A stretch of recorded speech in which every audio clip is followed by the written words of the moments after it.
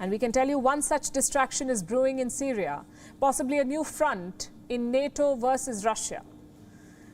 And the trigger is this man, Turkish President Recep Tayyip Erdogan.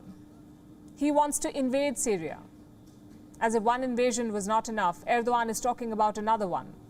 He wants to create a buffer zone in Syria's north, around 30 kilometers wide. And to do this, he's planning a military incursion. The dates have not been finalized yet, but Erdogan says it could be a sudden attack. Now, why does Erdogan need a buffer zone? For two reasons. A, to drive Kurdish fighters away from Turkey's border, specifically the YPG fighters. The YPG is a key ally of the United States in Syria, but Turkey calls them terrorists, so they want to drive them away. And the second reason is to resettle Syrian refugees. Turkey is currently hosting 3.7 million Syrians. Erdogan's plan is to send them back to this buffer zone, 30 kilometers wide. So that answers the question, why? Next question, why now? For starters, Russia is busy in Ukraine, so chances are Putin cannot spare much for the fight in Syria. Another reason is Erdogan's leverage over the West.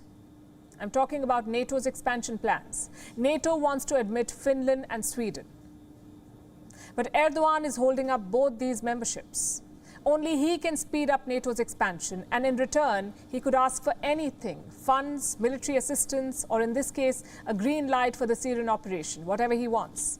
Having said that, there will be a backlash, we know. US Secretary of State Antony Blinken says the move will undermine regional stability.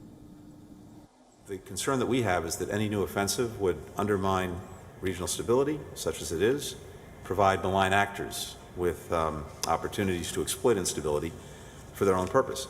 We continue effectively to take the fight through partners to Daesh, to ISIS within Syria, and we don't want to see anything that jeopardizes the efforts that are made to continue to keep ISIS in the box that we put it in.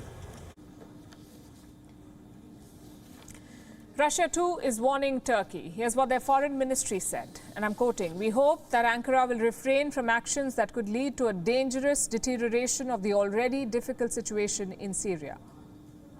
Russia is advising against escalation. So both America and Russia are warning Turkey. Neither of them want the operation to go ahead. But will it be enough to deter Erdogan? Let's look at the past. Since 2016, Turkey has launched 3 operations into northern Syria. Each time they fought the Kurdish fighters. And each time they got more territory. So there's no reason to think that Erdogan is bluffing.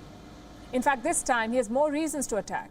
2023 is election year in Turkey. The economy certainly will not get Erdogan re-elected. Maybe a military operation will. Nationalist voters in Turkey generally support attacks against the Kurds. Also this time, he has insurance. Both NATO and Russia are keen to please him.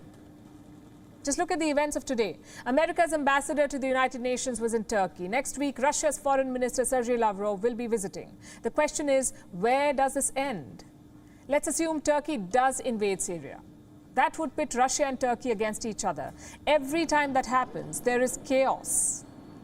And I have examples. 2015, a Russian warplane was shot down by Turkish jets. Ankara claimed the aircraft was flying close to their borders. 2020, Russia and Syria carried out an airstrike in Idlib. More than 30 Turkish soldiers were killed. So Turkey and Russia have a history of fighting in Syria.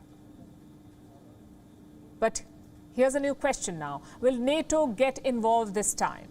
They're doing so much for Ukraine after all, which is not even a NATO member. Turkey is. So technically, NATO should be lining up to help Turkey. Why haven't they? Because of 2 reasons. Number one, Article 5 of NATO covers attacks inside NATO territory. But so far, all attacks have been outside Turkey, in Syria, which is not NATO territory. So collective defense was never activated. Reason number 2, the Kurdish groups are key allies of the West. So the United States never approved of Turkey's operations. But this time that could change. If NATO is serious about admitting Sweden and Finland, they need Erdogan on board. And if Putin wants Bashar al-Assad on his side, he needs to defend Syrian territory. Neither side may want it, but Erdogan is dragging both of them into a new theater of conflict.